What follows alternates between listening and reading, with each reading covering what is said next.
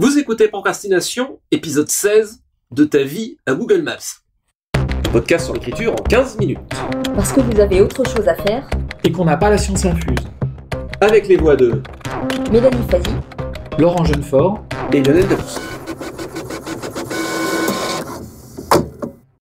Alors, derrière ce titre, ce qu'on cachait, c'est la part du réel dans l'écriture, en fait. Quelle est l'influence, l'importance de la réalité dans l'écrit, qui est déjà une question qui peut occuper la littérature générale, mais qui prend en plus un relief particulier avec nous qui écrivons plutôt dans l'imaginaire. Et même si beaucoup de choses qu'on dit sont valides, quels que soient les genres, je pense que c'est plutôt des auteurs d'imaginaire en devenir, ou pas d'ailleurs, qui nous écoutent. Donc, quelle est la part du réel dans l'écriture? Comment on s'en inspire? Il y a un conseil qu'on entend fréquemment dans l'écriture qui est qu'il faut écrire que sur ce qu'on connaît. Il y a beaucoup d'ailleurs d'auteurs, en cherchant les citations, je suis tombé sur un certain nombre d'auteurs qui disent que il faut qu'on ne peut écrire que sur ce qu'on connaît et que tout autre comportement est une hérésie. Alors, indice concernant mon parti pris, j'ai pas retenu ces citations-là. Qu'est-ce que vous en pensez? Est-ce qu'on ne peut écrire que sur ce qu'on connaît? Et est-ce que nous sommes donc limités à cela? C'est ce que disait un extraterrestre de mes amis quand je lui ai demandé si je pouvais écrire sur ce que je connais. Alors clairement, entre un auteur de polar qui est néophyte, et puis un auteur de polar qui est médecin légiste ou policier, j'aurais tendance à croire davantage celui qui sait. Typiquement, le Nécropolis de Herbert Lieberman, c'est l'exemple parfait ou certains romans de hard science écrits par des scientifiques, où il y a une jubilation d'écrire, de lire quelque chose d'une source bien informée. Il y a une immersion dans le savoir, d'une certaine manière. Pour moi, le champ de connaissance, parce qu'en fait c'est ça, c'est pour ça que j'ai pas vraiment d'avis en réalité. Tout dépend de l'intention de l'auteur. Et pour moi, je compare le champ de connaissance au champ de vision. C'est-à-dire, on n'a pas à tout savoir, tout comme on n'a pas à tout voir dans une scène. On a un champ de vision d'un certain angle. Donc voilà, en général, c'est 110 degrés à 120 degrés. Et ben pour la connaissance, c'est un peu pareil. Alors, Nécropolis, par exemple, de Lieberman, on a une vue quasiment à 360 degrés. Il dit tout. De ce milieu, du milieu de la médecine légale. Et c'est absolument magnifique d'immersion, quoi. À l'inverse, un auteur que je ne nommerai pas, qui a écrit plus d'une trentaine de romans qui ont trait à l'aviation, c'est un passionné d'aviation, il a passé une partie de ses loisirs dans des jeux d'ailes et des petits avions. Et ben, vous disiez, moi j'ai lu quasiment toute sa production. Il y a très peu de savoir sur l'aviation, paradoxalement. Très peu de mots, très peu de vocabulaire lié à ça. Et ben ça marche quand même, étrangement. Mais il a restreint le champ de connaissances vraiment très très très très fort. En fait, on a un champ de connaissances très très réduit. Mais il donne l'important, c'est que le lecteur croit que l'auteur en sait plus qu'il n'en dit. Oui. Et voilà. Donc le champ de connaissance, il peut être très restreint à partir du moment où l'attente est faible. En revanche, quand on est dans un roman qui mise sur l'érudition, là, il faut l'avoir, clairement. Voilà, c'est simplement une sorte de paramètre à savoir au départ, qui est un point de vue esthétique quelque part sur le niveau de vocabulaire. Ça implique un niveau de vocabulaire. Voilà, c'est une immersion différente. C'est vrai qu'on a parlé pas mal dans les épisodes précédents de la valeur du fait que l'information et l'atmosphère émergent organiquement de ce qu'on raconte. Donc forcément, si l'on cherche à faire émerger une ambiance, une atmosphère, un lieu, il faut en savoir plus que ce qu'on va dire pour savoir, ne serait-ce que de manière très très mécanique, quels sont les détails qui vont être signifiants, mais que pour cette imprégnation qui est évidemment au summum quand on a vécu quelque chose ou qu'on s'est rendu en un lieu, etc., puisse émerger. Sinon, il faut trouver à s'en imprégner par d'autres moyens. Et c'est là la valeur des recherches, mais effectivement en fonction de l'objectif qu'on vise. Alors, écrire sur ce qu'on connaît, alors c'est pour ça que l'épisode s'appelle de façon un peu provocatrice de ta vie à Google Maps, c'est-à-dire on connaît sa vie, et si jamais on ne connaît pas les lieux, on peut les regarder sur Google Maps, est-ce que ça suffit pour savoir décrire un lieu? Derrière ça se place aussi un serpent de mer que je vais vous jeter en pâture parce que ce sera moi qui l'aurais dit en premier. C'est la fameuse question de est-ce qu'on peut écrire d'un point de vue qu'on ne connaît pas et qu'on ne maîtrise pas? La tarte à la crème de la chose, c'est par exemple est-ce qu'on peut écrire du point de vue du sexe opposé, par exemple? Est-ce qu'on peut écrire du point de vue d'une nationalité qu'on ne connaît pas, d'une classe sociale qu'on ne connaît pas? Et si on cherche à le faire, on souhaite à le faire, comment on fait? Vaste sujet. Alors, est-ce qu'on peut? Oui, on peut toujours. De toute façon, la réponse à est-ce qu'on peut est toujours oui. Oui, et voilà, tout à fait. Voilà, fin de l'épisode, merci beaucoup. Voilà. C'est compliqué, non. Moi, je me suis heurtée, moi, plus à ce problème-là en écrivant sur des lieux, par exemple. Et c'est un sujet qui me tient pas mal à cœur, c'est que j'ai essayé à un moment donné d'écrire, notamment en situant le texte aux États-Unis. Quelque chose que beaucoup d'auteurs débutants ont fait, voire tous à un moment donné. Et en m'imprégnant d'énormément de détails qui étaient pris dans de la littérature, pris dans des films, pris dans des choses. Il semblerait qu'il y a un ou deux textes où j'ai fait illusion, et il y en a un où je me suis plantée sur des trucs. Et quand je suis allée là-bas, je me suis rendu compte de l'étendue de mon ignorance, en fait. Et on peut se heurter vraiment à des choses comme ça. C'est que, ok, on a vu les États-Unis, typiquement, pour en revenir à ça. Je peux avoir vu des dizaines d'images de maisons et je peux que décrire la maison que j'ai vue sur telle photo. Par contre, l'architecture, rien ne me préparait à ce que j'ai vu là-bas. Il y a des choses qui sont tellement différentes que je pense que si on n'a pas été s'immerger dans ça, on va se planter. Alors après, on peut décider d'assumer totalement que ce soit fantasmé et d'y aller à fond. Mais il y a un gros risque de se planter, oui. Moi, l'immersion pour moi reste clé. Alors évidemment, je suis d'accord. On peut tout écrire.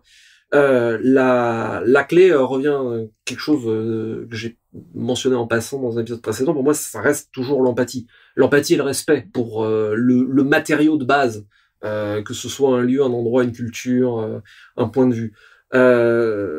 Dans le fait de se nourrir forcément, un écrivain écrive toujours de l'endroit où il se tient, de qui il est, de son passé, mais il écrit également du point de vue de la culture et de l'époque de l'esprit du temps dans lequel il est. Pour moi, un truc important, si on cherche à se nourrir, donc sa propre expérience reste le premier matériau. Mais on est tous humains. Et je pense qu'on partage, alors c'est peut-être mon côté New Age idéaliste qui parle, mais tant pis, j'assume. Je pense qu'on partage tous forcément une communauté humaine, une communauté humaine, et que on est capable, parce que nous sommes des êtres empathiques, tous, même si parfois pour certains faut chercher, il faut fouiller un peu, on est tous capables d'établir une relation d'empathie avec la personne en face, et que si on va chercher suffisamment profondément et qu'on traite la chose avec respect et avec suffisamment d'exhaustivité, en tout cas se renseigner pour s'immerger, on est capable de retranscrire avec respect une altérité qu'on découvre, à mon humble avis. Ah ouais, je suis d'accord, les éditeurs sont des êtres humains, ça je l'ai toujours considéré. Et pour moi, il y a une question d'équilibre aussi entre justement ce qui est universel et qui va émerger et ce qui est vraiment très très particulier, comme ce que je disais sur l'architecture en extrapolant. Sur alors ça nous amène aussi un peu sur la question des recherches. C'est parfois ça aussi, c'est un peu un serpent de mer. Moi j'entends parfois on voit des auteurs qui passent beaucoup de temps à construire un monde, faire des recherches, finalement à se mettre à l'écriture assez tard. Il y a un équilibre et un danger dans les recherches qui est de ne faire que s'y perdre.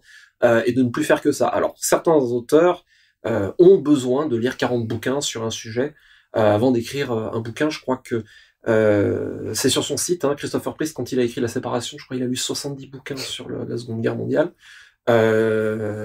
Et ça donne un résultat admirable. Là encore, c'est encore une fois une question de trouver son équilibre dans les recherches quand on cherche à s'immerger dans autre chose.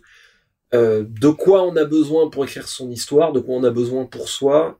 Attention à ne pas procrastiner, malgré le titre du podcast, sur ce sujet-là. Moi, sur la documentation, pour moi, ce qui est important, c'est chercher les motifs et les causes, plus que les faits. Les faits en soi, si on cherche, enfin voilà, moi, si je peux prendre humblement mon exemple, moi, je parle pas mal beaucoup d'empire. dans les bouquins, notamment La Volonté Dragon et La Route de la Conquête, je cherche pas à m'inspirer plus spécialement des empires d'Alexandre ou des États-Unis. Pour moi, je cherche juste à savoir comment les empires fonctionnent. L'imaginaire prend juste un décor différent, et puis après, on peut dérouler des fonctionnements à partir de causes différentes, et dérouler une histoire avec un grand H ou un scénario à partir de ces causes-là, mais utiliser son monde. Alors ça, je suis tout à fait d'accord. Enfin, un auteur doit-il écrire sur ce qu'il connaît. Il faut, je pense, déterminer ce que c'est que connaître. Connaître, ça veut pas dire forcément avoir vécu. Ouais. Parce qu'à ce moment-là, le roman historique n'existerait pas. Oui. Pas plus que la science-fiction ou les genres imaginaires.